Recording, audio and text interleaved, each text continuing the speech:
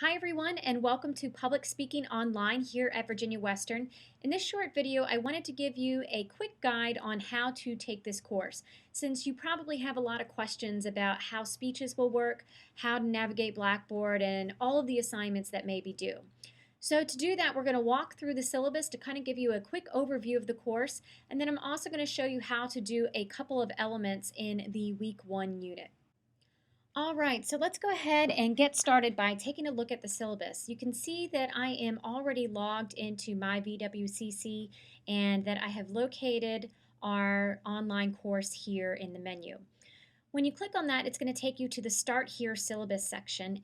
Now, you can view that syllabus right here in this area and simply scroll down, or if you'd prefer, you can look at a PDF version here, and if you click on that, it will open up the PDF viewer where you can view this in traditional PDF form, and you can also print that by going to this print icon here, or you can download it and save that to your computer.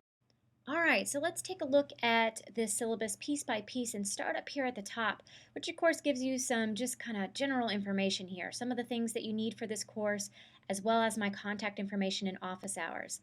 Now let's jump into how you get your grades. And basically there are 4 sections, and let's start with this first 30% here, the in-class plus homework stuff.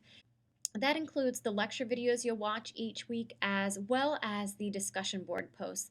Now also you will have weekly readings and an online quiz as well as a communication journal each week. And those activities are really considered like your homework time. There is about 20% that represents speech preparation that you're going to do with your cohort. Now, a cohort is just a group of classmates, and we are going to separate into cohorts for the informative and persuasive speeches.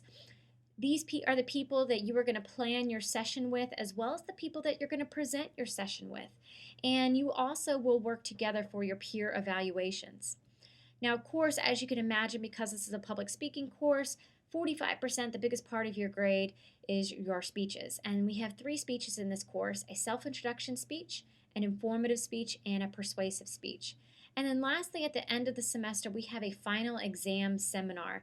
And rather than have a traditional paper exam, which I think is terrible for a public speaking course, you're going to work with your cohort again, and you're going to discuss a series of questions in a seminar format to kind of wrap up the concepts we've been talking about all semester long.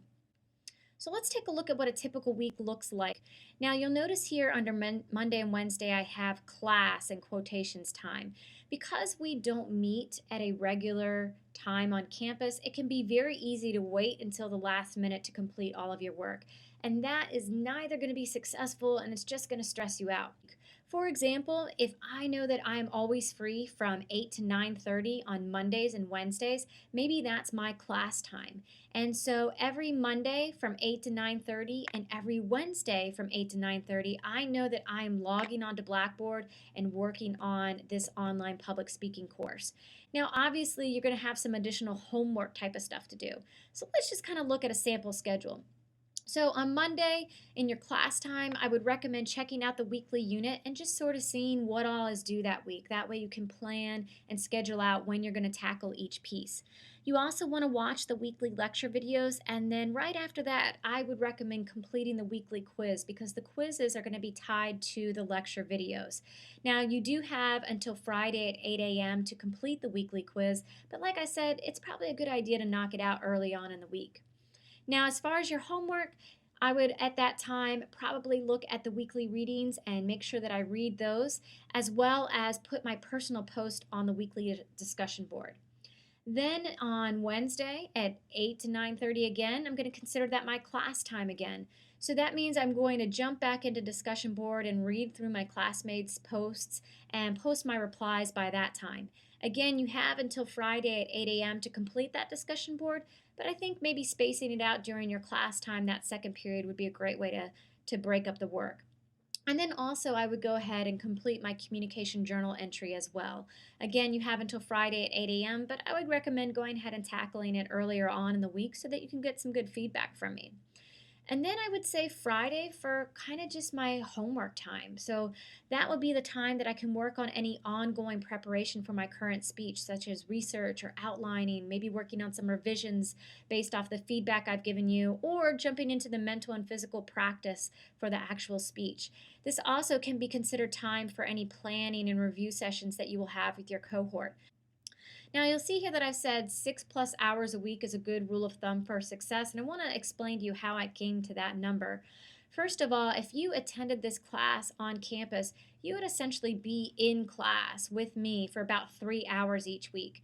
And then the sort of rule of thumb is that you have 1 to 2 hours of homework for every credit hour. Because this is a 3 credit hour course, that means about 3 to 6 hours of homework. So really a 6 to 9 hours a week is a great rule of thumb to be working on public speaking. So let's take a quick look at the speeches that we have. We have 3 speeches in this course: a self-introduction speech, an informative speech, and a persuasive. Now, this self-introduction speech is a 2 to 4 minute speech where you're going to introduce yourself to the audience. And this is going to be done online. And I am going to give you an opportunity in the coming weeks to sort of practice this, how you can use the Blackboard Collaborate feature to record your speeches. And there'll be lots more tutorials on how to do that in the future. The next 2 speeches, the informative and persuasive speeches, make up the duo speeches. They are 2 different speeches, but they happen to be on the same topic. So first you're going to inform the audience about a specific aspect of your topic, and then later on in the semester you're going to persuade us to do something about that same topic. You will also be presenting your speeches with your cohort. Again, I'm going to give you a lot more information and tutorials on how to do this in the future. But essentially what you're going to do is you're going to arrange with your cohort how you want to deliver these speeches. For example, maybe you all want to get together here on campus and you want to deliver your speeches in person to a live audience. You can certainly do that. All you'll do is you will organize that yourselves, and then you will record that and you will submit that to me via Blackboard Collaborate. Or maybe you want to do this all virtually. You all have different, you be in different locations, but you can all log into Blackboard Collaborate at the same time and develop and present those speeches virtually. You'll have that option as well. Again, don't stress about this. I'm going to give you a lot more detail in the future. Over here, I've really quickly outlined the speech process, and there's basically 3 steps to each of your speeches. Over here in this area are some additional speech policies about attendance, the type of delivery style, the time limit policy, as well as some ethical guidelines. Now, these are really here just because these are things that you will definitely experience when you're asked to give a presentation in the real world. For example, if you take a look at the attendance policy, it says failure to present with your cohort results in a 0 with no makeup. If you're scheduled to give a presentation, a whole lot of people are counting on you to be there. And if you're not there, you basically are letting all of them down. Now, let's say something comes up, you get sick, life gets in the way. I can certainly create an alternate schedule for you as long as you meet with me in person at least 48 hours before the due date. So how to get an A in this course? You sort of need to think of this course like a job, and your grade is your paycheck. So if you want to get paid well, you got to actually show up for work. Over here on the left-hand side, you can sort of see what an A means, what a B means, a C, and so on. Now, I want to really kind of talk about these first 3 grades here, A, B, and C. Now, there is nothing wrong with a C. A C means that you met all the requirements. You did everything that was asked of you, and a C is a great grade. Now, I challenge you guys to push into this A-B range because those grades are reserved for those that go over and above the basic course requirements. And so obviously this would be like trying to get a promotion or get a raise. And so obviously I want you guys in this range. Here are 3 things that I think can help you get an A. And lastly, here are some tips and resources that can help you.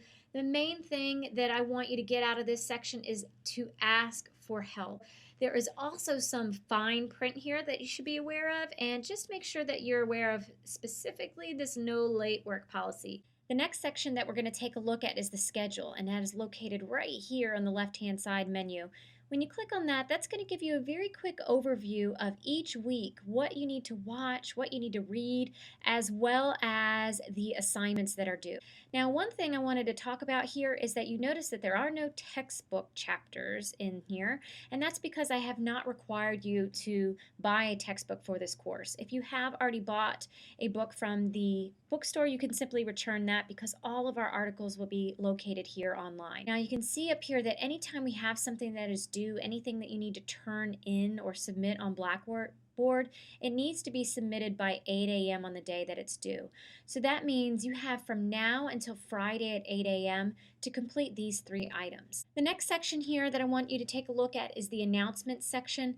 Each week, every Monday, I will post just a really quick announcement just to sort of tell you what's going on this week, maybe address any issues that have come up or give you any tips. Now, this next section here, the weekly units, this is a really important part.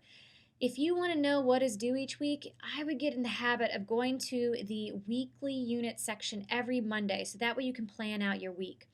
So if I take a look at this, you can again see the items that are due, the items that I need to watch, the items I need to read, as well as the 3 activities that are due on Friday the 15th.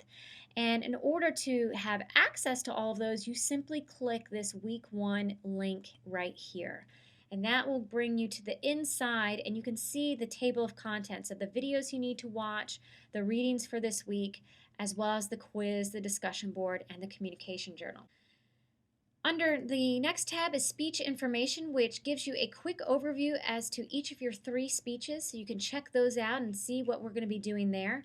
And once we break into cohorts for the informative and persuasive speeches, this next section, cohort tools, is going to give you a number of ways that you can communicate with the people in your cohort.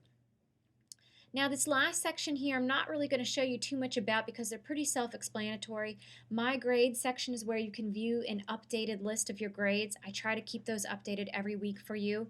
And the frequently asked questions and resources page is a great place to take a look at any tutorials that you may have. For example, I've got some already listed there, as well as some links to the help desk, the Blackboard help, and this student resources tab is a really great place for you to go if you have questions about how to navigate Blackboard or MyVWCC. Along with that, we have some library and research tools. Because you will be using research, there are a lot of great tools here at the library that you can take a look at. Among them, this tour, as well as this research LibGuide.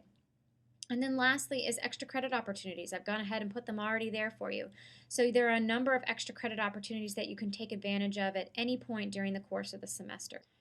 I hope this video has given you some insight into how to tackle Blackboard and also be successful in this course. So now I want you to go ahead and jump into the week 1 unit and get started on all of your work for this week. If you have any questions along the way, just shoot me an email or come in and see me during office hours. I'm happy to help you out. But let's get some of those questions knocked out this week so that you can get started off on the right foot.